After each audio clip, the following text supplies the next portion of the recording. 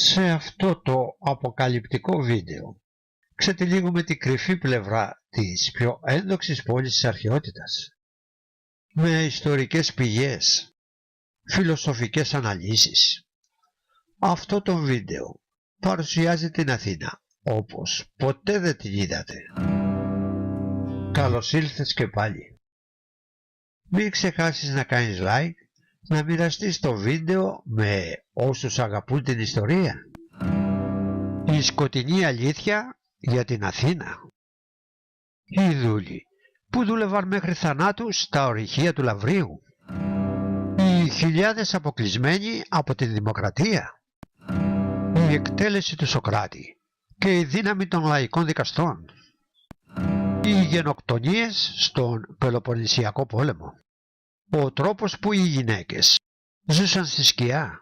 Αυτό δεν το δίδαξαν ποτέ για την αρχαία Αθήνα. Μήπως η ένδοξη δημοκρατία βασίστηκε σε κάτι πιο σκοτεινό από όσο φανταζόμασταν? Η Αθήνα, το λίκνο της δημοκρατίας, της φιλοσοφίας και του πολιτισμού. Αλλά τι έκρυβαν οι Αθηναίοι? Ποιο ήταν το κόστος του μεγαλείου τους? Η πόλη του φωτός είχε και σκοτάδι. Οι Αθηναίοι μιλούσαν για ελευθερία, μα έκρυβαν 20.000 δούλους στα ορυχεία. Μιλούσαν για δημοκρατία, μα την απολάμβαναν μόνο λίγοι.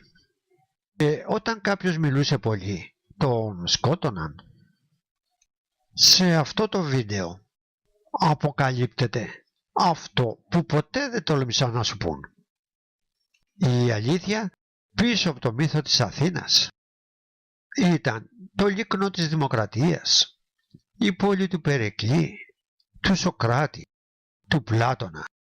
Όμως η Αθήνα έκρυβε κάτι, ένα μυστικό που δεν θα βρει σε σχολικά βιβλία, μια πλευρά που κανείς δεν ήθελε να φωτίσει. Αυτό είναι το σκοτεινό μυστικό των Αθηναίων. Η Αθήνα είχε 100.000 δούλους. Η ελεύθερη πόλη στηριζόταν στη δουλεία. Υπολογίζεται ότι οι δούλοι στην Αθήνα ήταν περισσότεροι από τους ελεύθερους πολίτες.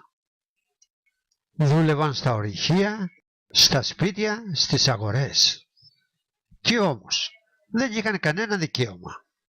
Η δημοκρατία εξαιρούσε το 90% του πληθυσμού.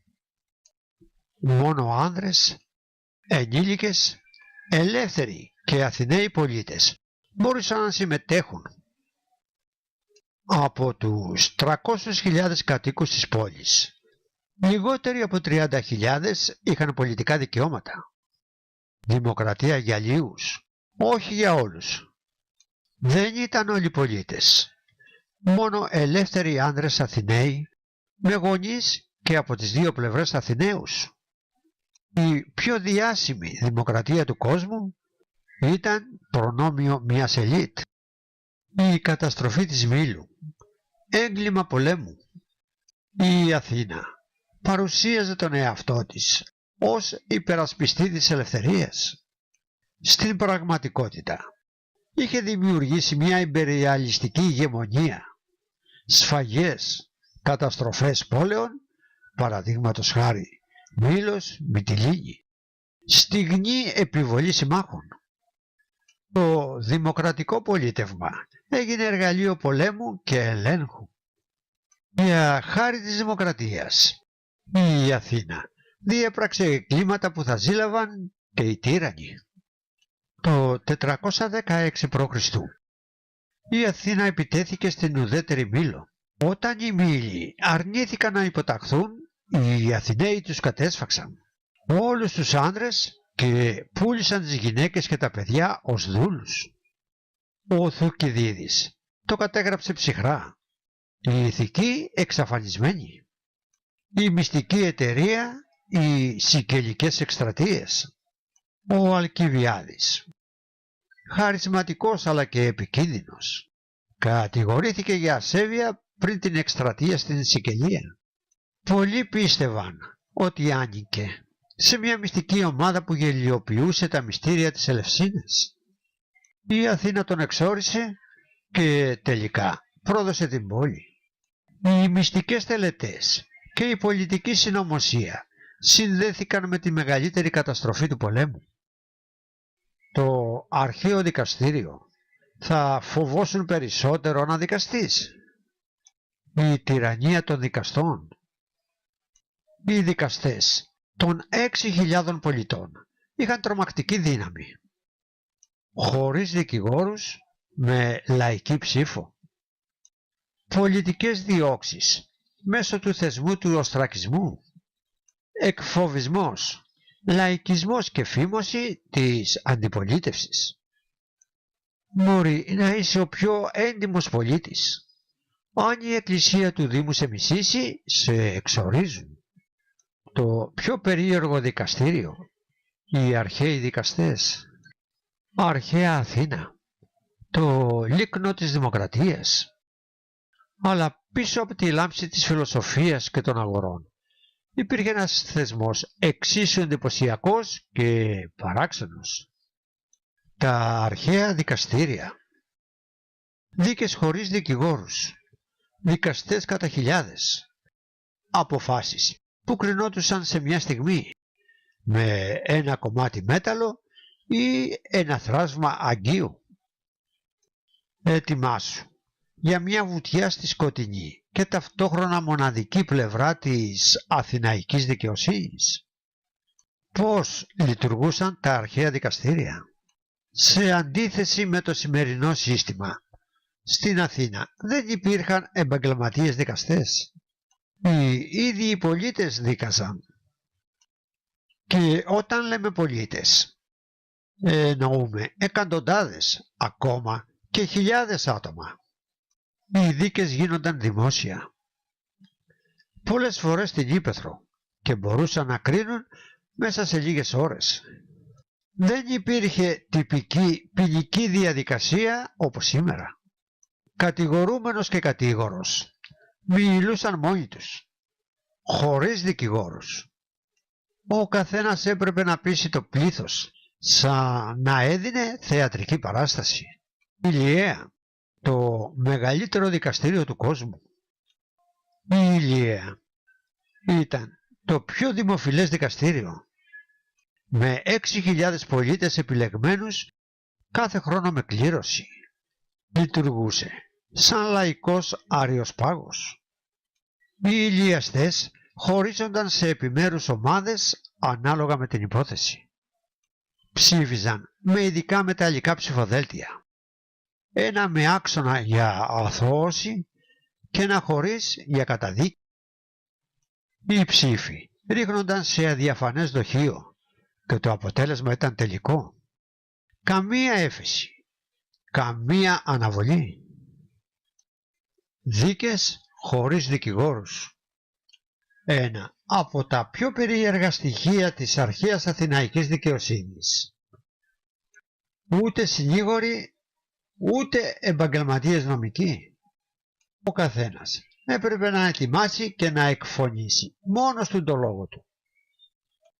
Δεν μπορούσε να ξεπεράσει το χρονικό όριο, το οποίο μετρούσε μία κλεψίδρα. Πολλοί κατηγορούμενοι κατέφευγαν σε λογογράφους, όπως ο Λυσίας. Αυτοί έγραφαν για λογαριασμό των πολιτών, με στόχο να συγκινήσουν και να πείσουν. Ήτανε περισσότερο ρητορική μονομάχη παρά νομική. Άριος Πάγος, το παλαιότερο δικαστήριο. Ο Άριος Πάγος, τοποθετημένος στον ομώνυμο λόφο, δίκαζε κυρίως εγκλήματα φόνου. Είχε παλαιότερη προέλευση από τη δημοκρατία και αποτελούσε ελκυστικό σώμα. Οι δίκες εδώ ήταν πιο αυστηρές, με νυχτερινές διαδικασίες και τυπικότητα. Λένε ότι ο Άριος Πάγος δίκασε ακόμα και τον Θεό Άρη για φόνο. Ένα δικαστήριο με θεϊκή προέλευση και ανθρώπινη τραγικότητα. Ίσως η πιο ιδιαίτερη μορφή δίκης ήταν ο οστρακισμός. Κάθε χρόνο οι πολίτες μπορούσαν να εξορίσουν οποιονδήποτε για 10 χρόνια, χωρίς δίκη, χωρίς κατηγορία. Ψήφισαν γράφοντας το όνομα σε θράσμα αγγείου, το όστρακο. Αν συγκέντρωναν 6.000 ψήφοι, ο πολίτης έφευγε, ακόμα και αν δεν είχε κάνει τίποτα. Ήταν μέτρο πρόληψης κατά της τυραννίας, αλλά και εργαλείο πολιτικής εξόντωσης. Διάσημες δίκες και περίεργα περιστατικά. Η δίκη και εκτέλεση του Σωκράτη. Ο φιλόσοφος που δίδαξε την κριτική σκέψη καταδικάστηκε από τους ίδιους τους πολίτες. Καταδικάστηκε για διαφθορά της νεολαίας και ασέβεια προς τους θεούς. Η πιο διάσημη δίκη του Σωκράτη το 339 π.Χ. καταδικάστηκε από 500 πολίτες για ασέβεια και διαφθορά νέων. Άλλες περιπτώσεις περιλάμβαναν δίκες για κλοπή σίκων, κατηγορίες για μαγεία ή βλαστημία, δίκες μεταξύ φίλων και συγγενών. Η αρχαία αθηναϊκή κοινωνία είχε αιμονή με την ισότητα, αλλά και με την τιμωρία. Ο Σωκράτης, η αθηναϊκή δημοκρατία εξάλειφε τη διαφορετική σκέψη. Το αίσθημα ανασφάλειας μετά τον Πελοποννησιακό πόλεμο οδήγησε σε μια κοινωνία διχασμένη. Η πόλη που γέννησε τη φιλοσοφία εκτέλεσε τον μεγαλύτερο φιλοσοφό της. Γιατί τόλμησε να αμφισβητήσει. Η δημοκρατία της Αθήνας δεν άντεχε τη διαφορετική άποψη. Ήταν δημοκρατία ή οχλοκρατία. Οι αρχαίοι Αθηναίοι δεν είχαν ανάγκη από δικηγόρους, δικαστικά μέγαρα ή έφεση. Είχαν το λόγο, την πειθό και τη δημοκρατία, όσο και αν ήταν ατελείς. Το σύστημά τους ήταν παράξενο, σκληρό και συχνά άδικο. Αλλά για πρώτη φορά στην ιστορία ο λαός είχε λόγο στην δικαιοσύνη. Και αυτό το παράξενο δικαστήριο άφησε το αποτύπωμά του στους αιώνες. Ο χρυσός της Λαυρεωτικής, πλούτος με αίμα, χρήση δούλων, κυρίως Κύθες, Θράκες και άλλοι λαοί, υπό απάνθρωπες συνθήκες, 20.000 δούλοι στα ορυχεία, ο πλούτος που χρηματοδότησε τον Παρθενώνα και τον Αθηναϊκό στόλο βασίστηκε σε σκλαβιά και απάνθρωπη εκμετάλλευση. Ο Παρθενώνας ίσως δεν θα υπήρχε χωρίς τον θάνατο χιλιάδων ψυχών στο σκοτάδι της γης. Οι γυναίκες, σκιές στην πόλη του φωτός. Οι γυναίκες ήταν αποκλεισμένες από την πολιτική και την παιδεία. Ζούσαν σε ξεχωριστούς χώρους του σπιτιού, πλήρης εξάρτηση από άντρες και συγγενείς. Ακόμα και η περίφημη Ασπασία θεωρούταν ετερόδοξη. Η πόλη που λάτρεψε την Αθηνά περιφρονούσε τις αληθινές Αθηναίες. Η αλήθεια που πρέπει να λέμε. Δεν λέμε αυτή την ιστορία για να καταδικάσουμε την Αθήνα. Τι λέμε για να γνωρίσουμε όπως πραγματικά ήταν. Με φως και σκιές, με δόξα και ενοχές. Γιατί μόνο τότε η ιστορία γίνεται δάσκαλος και όχι απλά μύθος. Πώς το απέκρυψαν? Η Αθήνα έμεινε στην ιστορία ως το λίκνο του πολιτισμού, αλλά το αφήγημα γράφτηκε από φιλοαθηναίους, τον Πλάτωνα, τον Ξενοφόντα, ακόμα και τον Θουκυδίδη. Τα κακώς κείμενα καλύφθηκαν, παραλήφθηκαν ή εξηγήθηκαν με σοφιστίες. Οι νικητές γράφουν την ιστορία και στην περίπτωση της Αθήνας ήξεραν να γράφουν καλά. Συμπέρασμα. Η Αθήνα ήταν σπουδαία αλλά και αντιφατική. Φώτισε τον κόσμο, αλλά είχε και εκείνη τις σκιές της. Αν θες να μάθεις την αλήθεια πίσω από τον μύθο, κάνε εγγραφή τώρα. Ποια από αυτές τις αλήθειες σου φάνηκε πιο σοκαριστική? Αν σου άρεσε αυτό το ταξίδι, γράψε στα σχόλια.